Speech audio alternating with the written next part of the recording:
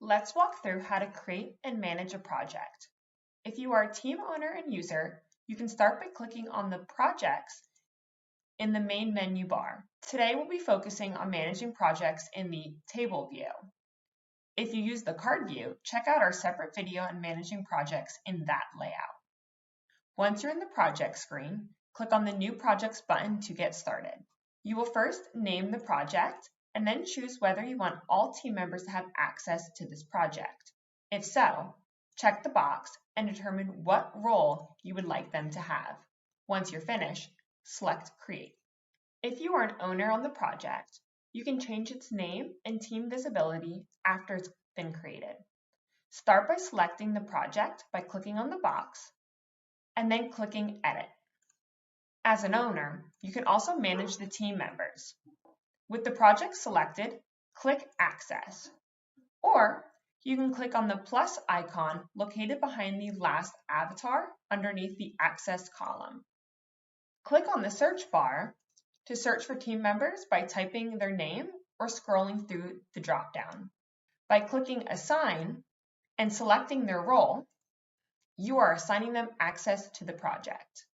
This person will now appear on the list of project members. To change their existing role, click on their current role and select a new one in the drop-down. If you wish to remove them, click Remove Access. If you are a team administrator, you can add yourself to any project.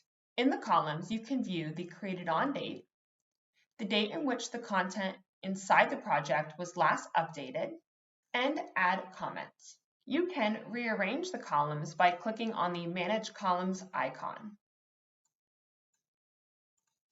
To view activities on a project, select the project and then select Activities. You can also export a project, including all of its data inside. To do so, on the selected project, click Export, then click Export again. If you have folders created, you can move a project into a folder by clicking Move and selecting which folder or subfolder you want to store the project under. Click Move when you're finished. Lastly, to archive a project, select Archive.